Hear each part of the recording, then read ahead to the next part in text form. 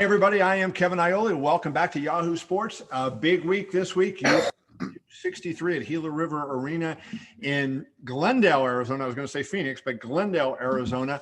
We have rematch night. But, Dana, I want to start. Dana White is my guest here, the president of the UFC. And I want to start by, I mentioned to you off camera here, I thought UFC 249 was probably the best card the UFC ever put together, top to bottom, going into the show. That then turned out and delivered. You look at that and Gaethje, Ferguson, Cejudo, Cruz, Ngannou, Rosenstrike, Calvin Kattar, Jeremy Stevens, Pettis Cerrone, Olenek Verdum, Bryce Mitchell, Charles Rosa. Remember that performance by Bryce Mitchell on that show? I mean, that was just incredible. That delivered. UFC 263 kind of seems like it's going down that path. Yeah, well, thank you. That's good to hear. Yeah, there's a lot of good fights on this card. There's so many times that even on fight nights, we'll go into a card and I'll be like, damn, this thing is stacked with great fights. And yeah, this weekend is one of them. I want to ask you about that. I mean, because I think, you get compared to boxing a lot, not as much now as you used to. Back in the day, that was something you dealt with all the time. Now maybe boxing is compared to you a lot of the times. But do you feel like that's because you promote up and down the cards? And so people care about a lot of the fights that maybe on the boxing undercards, they don't know anybody because those guys aren't promoted, just the top one and some rare occasions, the second fight. What's that question? I'm saying you promote everybody on a card, right? Yeah. I mean, the difference where in boxing, they just promote the main event and occasionally the co-main. Yeah, not only that, not only do we promote the whole card is stellar, like incredible matchups between the two fighters. So, and usually every fight on the card means something, whether it's a young prospect that's taking on their first real tough challenge and, working their way up, or somebody who's ranked in the top 15, fighting another top 15 ranked fighter. Most of the fights on the whole card mean something. I mean, you got at the end of the fight here, 3 fights that mean a heck of a lot, 2 title fights, and of course, Nate Diaz. And I think, I'd be remiss not to start with Nate Diaz. I mean, people love this guy.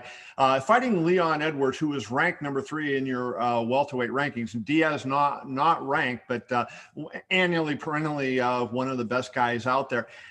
First of all, your thoughts on this fight. And then secondly, if Diaz happens to win this fight, what does that do? Because if you beat the number 3 contender, you're right there for a title shot, even though he's not a ranked guy. Well, the truth is, too, Diaz would be ranked. Diaz always waits so long to fight that after a year he falls out of the rankings anyway. And he came back. This is the fight he wanted. He wanted Leon Edwards, and that's no easy fight. That's a tough fight for him, and it's one of the reasons people love the Diaz brothers. One of the things I like about this fight, it's easy to put, and I go back to Rory McDonald when Nate fought Rory McDonald. Rory just slammed them around and kind of mauled him many years ago, right? Leon Edwards is more of a guy that'll kind of fight that Diaz type of fight. He'll get in there and he'll slug with them, and so now we may see a pretty good back and forth fight in here. Is this like a fight you look at that you think has a chance to to be a crazy fun fight? Yeah, I agree with you 100%. And, Edwards is going to stand with him. These two are going to bang it out, and it's 5 rounds. Should be fun. Yeah, no doubt about it. And then you got the 2 title fights, Israel Adesanya versus Marvin Vettori. And, you went to Vettori, and I'm a little surprised that you went to Vettori as quickly as you did. And I know you offered the fight to Robert Whittaker, but there was no chance of you waiting for Whittaker to be ready because of how big a Whittaker-Adesanya fight would have been? No, I say this all the time, man. We roll, we keep moving, and the fight that made sense is Vettori. Vettori is, the first fight was close. Neither one of them are the same fighter they were then, and this kid's ranked number 3 in the world, and if he wins, he'll be the first ever Italian world champion. Yeah, how about that? Now, I asked him this the other day, and he didn't really have a good answer to it, but you have more experience in this regard. If he wins it, I said, what do you think it does for MMA in Italy? Because both boxing and MMA aren't all that in Italy, right? You're not producing a ton of fighters. Does it suddenly all of a sudden get people energized in MMA if Marvin Vettori happens to win? I mean, he's been kicking ass for a while now, and it doesn't seem to be getting the Italians all fired up. Yeah, it would be impossible not to, not just in Italy, but here with the Italian Americans too. you think about it, when's the last time there was an Italian world champion in boxing, or Franco Rossi or maybe Francesco Damiani. It's a while ago. Right? Anybody? Yeah. So, and you know how we are. We'll get them up in there and tour them around Italy and real strong Italian American markets here in the United States, and we'll see how it goes. Right. Now, how much do you remember from that first fight? Because that was Adesanya's second fight in the UFC. That was Vettori's fifth fight in the UFC. Vettori was 1-1-1 in his last three going into that last fight. What do you remember from their first meeting, which was also, believe it or not, at Gila River Arena? Oh, really? Yeah. Yeah, I just remember it being a tough fight. I remember it being a war. I remember Vettori staying in his face the whole time. And I remember it being a really close, good fight.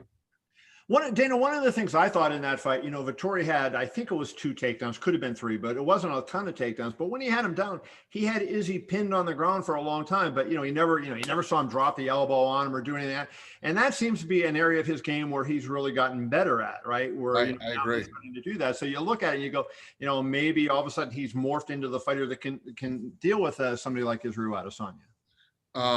Well, and, let's not forget that Israel Adesanya's takedown defense has gotten a lot better since then too. Right. So, I agree with you on that, but his takedown defense is better. So who knows how this is going to play out? Right. They're two completely different fighters than they were before. You know Adesanya better than I do. I think I know him fairly well, but how do you think he reacts coming off a loss and in a really disappointing loss? Because I think, the last show when he fought Jan Blachowicz, hey, no shame in losing to another champion in a division higher. But I think, that was kind of like the Israel Adesanya show. I know you didn't look at it that way, but I think a lot of the fans and the media, the public looked at it that way. That was a big coming out party for Adesanya, and he doesn't, he didn't deliver with a victory. How do you think he deals with that coming into this fight mentally? It's very hard to move up a weight class and become a world champion in this sport. It's very, very hard to do. Very few people have done it. And I think it motivates Adesanya to come back. I'm sure he's trained even harder for this fight. And, he's in a must-win situation. Mm-hmm. I don't think it affects him mentally. No. Other than positively. Right. He's one of those guys that kind of gets, fired up. And it's like, okay, he doesn't turtle up from it. He gets better when it's back. 100%. I mean, look at the fast turnaround. Yeah. I mean, look at how fast he's turning around to defend this title again. And it could have been Vettori, it could have been Whitaker, could have been anybody. He didn't care. He was ready to roll. So you got to love and respect that. That's what fight fans want from their champions. Yeah, no doubt. And one of the champions on the card is Davison Figueredo, and he is, you talk about tough, last time he fights Brandon Moreno on 2 weeks off. Now he's coming back and doing a rematch of what could have been the fight of the year last year. I mean, you got to give Figueredo credit. I mean, as he's become a champion in the UFC, I mean, he's done everything right, it seems like. Yeah, no, these guys, first of all, that fight last year, had the Weili Zhang, Joanna Jacek fight not happen, that would have been, the fight of the year. The fight was incredible. I don't know what to expect in this second one, because on both sides that, you hear Figueredo had to cut that weight twice. And the word is that he was sick, food poisoning, and, and then Moreno had some issues too leading into that fight. So who the hell knows? All I know is that fight was awesome, and I can't wait to see the second one. I want to ask your opinion of this. I had an interview with Moreno on camera Friday. I think we released it on Yahoo Sports, and what a fantastic kid. I mean, I was really taken by him, his personality, and the fact that he's a native Spanish speaker who's learning to speak English and no interpreter, did a fantastic job. And his personality just comes through, and the style that he fights, combined with that personality that he has, makes me think this kid has a chance to be one of the rare 125 pounders who could be a star if he could get the title. And let's not forget, he's Mexican, and he would be the first Mexican world champion in the UFC. So I agree with you 100% on all of that. And the fact that he's Mexican, and nobody supports their people like Mexicans do. And the Irish would argue with you, but okay. Who? The Irish. Yeah, I know, but literally these guys, the Mexicans have kept boxing alive for the last friggin' 20 plus years. Right. um, and Moreno is that stereotypical Mexican fighter too. Tough, durable, keeps coming forward, keeps trying to finish you, which everybody loves. I thought when he fought Brandon Royval was a guy that I thought and still think can be really something. And he really handled Brandon Royval in that fight, finished him at the end of the first round.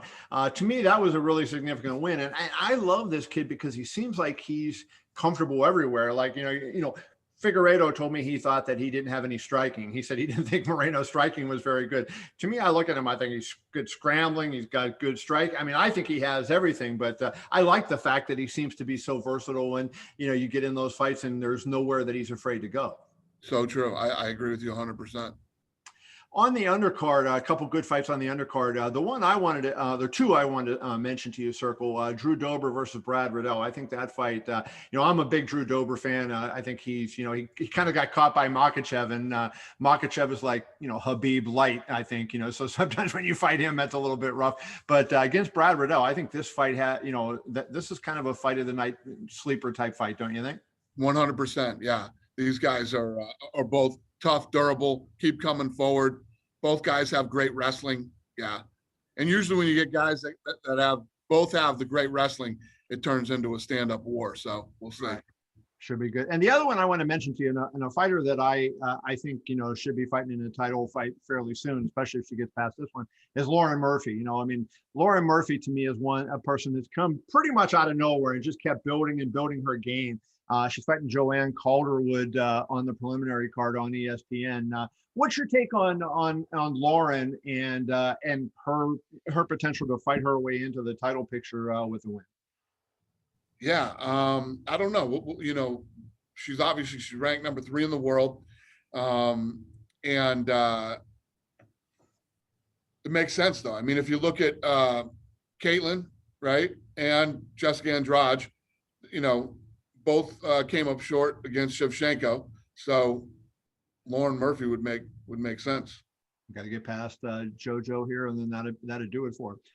Dan, a couple other things. Since we have Nate Diaz on this card, I'm assuming we're going to see Nick Diaz in the corner, which brings the question up, does Nick Diaz come back? I mean, I know I keep telling people he's not going to come back. It's been 6 years plus since he's last fought, 2015. But I know there's been talk he's going. Recently, any talk and anything with Nick recently? It's looking like he might fight this year. You know me. Every time you ask me, I say no. He actually might fight this year. We'll see how this thing plays out. What weight class would you talk at if he came back? I'm assuming he'll come back at 170. Because he fought at 185 his last fight against Anderson. Yeah, I don't think you want to fight at 185 here. I get it. He wanted to do the Anderson Silva thing, but you don't want to fight at 185 here. No way. Especially after not fighting for 6 years. 170 is bad enough. Yeah. For 6.5 years, that's crazy. January of 2015, and we're in June of 21 now, so that's 6.5 years. And if it's later this year, we're going on to 7 years.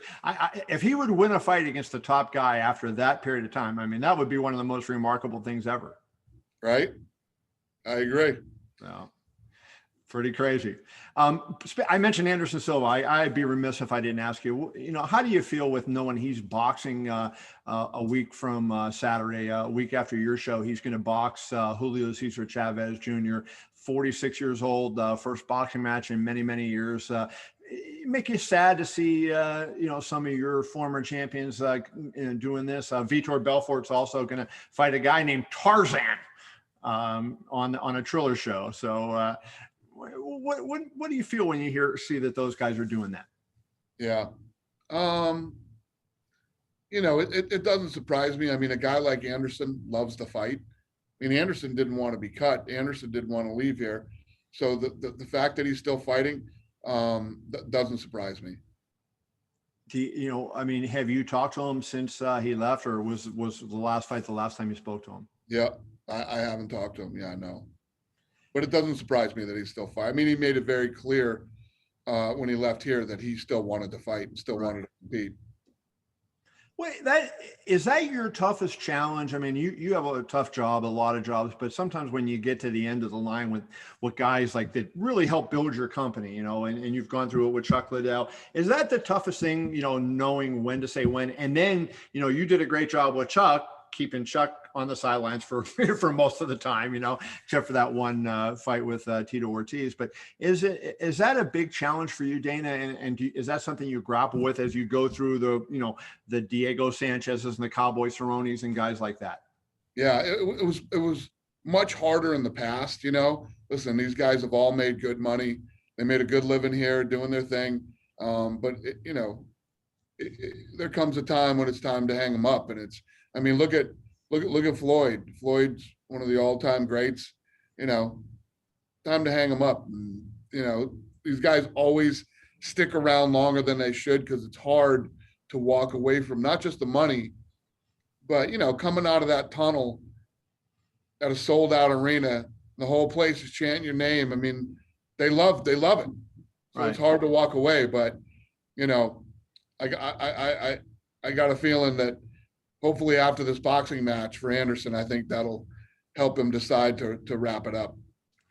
Dana, you mentioned Floyd Mayweather. He fought last night on a Showtime pay-per-view. I unfortunately had to miss the Golden Knights game to watch that thing and write about that, and it was unfortunate. But you had said last year, I think a couple of times, that you and Floyd were going to do business together. Floyd said last night that he's not going to fight again. He said, for sure he wouldn't take a real fight.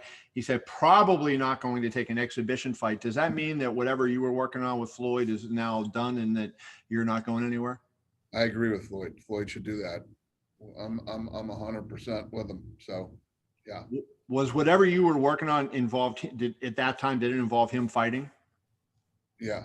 Okay, so then now that it's not going to happen, can you say what it was? Nah. Habib. I think he should retire though. I think that's a great idea. No matter what, that last night should have been his last fight. Did you watch it last night? No, I just heard that it went the distance. What do you're good at this, you're probably the best one to ask. What do you think a fight like that would do on pay-per-view? I mean, do you think that, number one, I want to say this before you answer, they had a shitload of people, I shouldn't have sworn, but they had a lot of people. They had a lot of people watching that show that were complaining. They tried to buy it and they couldn't get it, which tells me that maybe there were a lot of people coming in at one time to get it. Yeah, it could be. I don't know. It's a tricky one. Because first of all, it's on a Sunday night. Right. Ridiculous. Biggest rookie move of all time going on a Sunday night.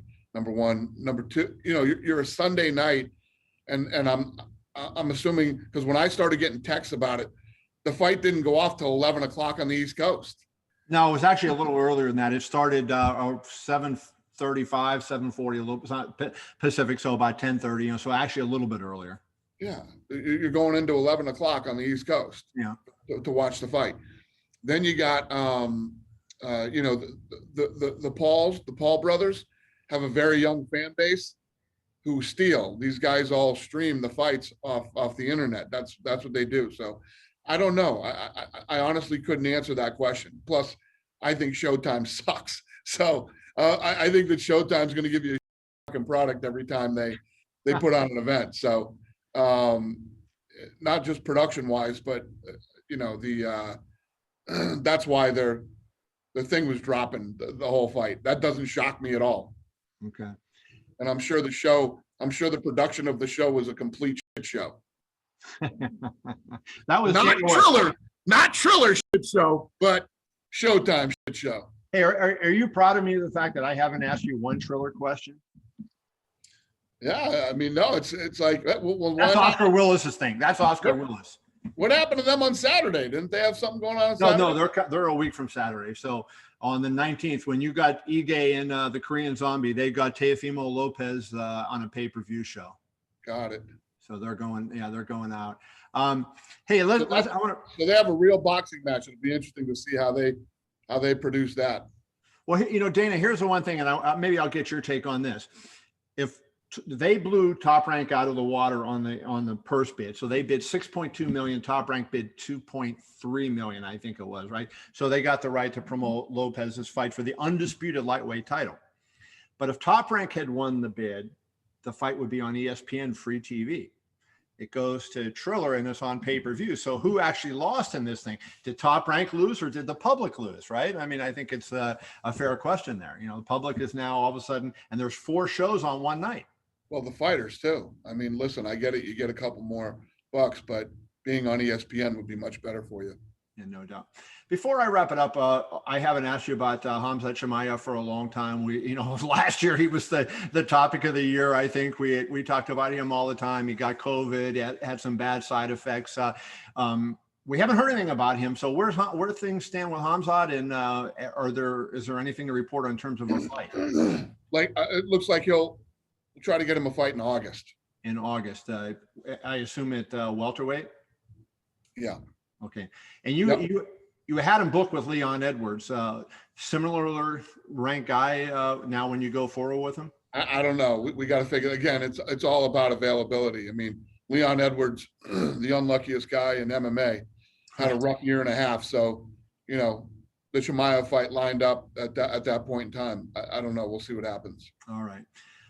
And finally, I asked you about this last time. Since he was going to fight Leon, he doesn't care how high guys are ranked or what their deal is. So we'll see. No, I want to see a high ranked guy. That's why I asked that. I'm hoping that I love the fact that you were aggressive with him and we're pushing him, because it seemed to me he was the guy that was capable of dealing with that kind of level guy. That's what we were going to find out. Yeah, no doubt. Let's wrap it up. And I asked you this the last time we chatted, but a little bit of time has gone by. Have you had a conversation with Diego Sanchez, and has anything changed since last I talked to you?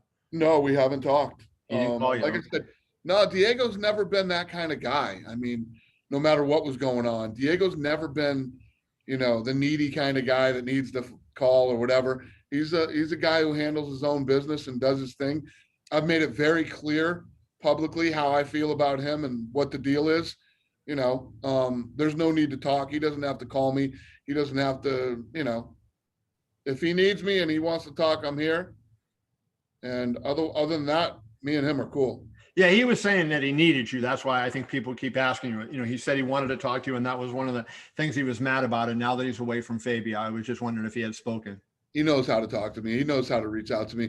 Diego Sanchez, would hit me up with some, out of the blue, text or whatever it was. He knows how to get a hold of me. And he could literally, if something changed and my number got deleted from his phone or lost, there's 1,000 people he could get my number from if he wanted to talk to me. All right. Sounds good. Well, Dana, appreciate it. UFC 263 on Saturday. Before I wrap it up, I want to ask you a trivia question.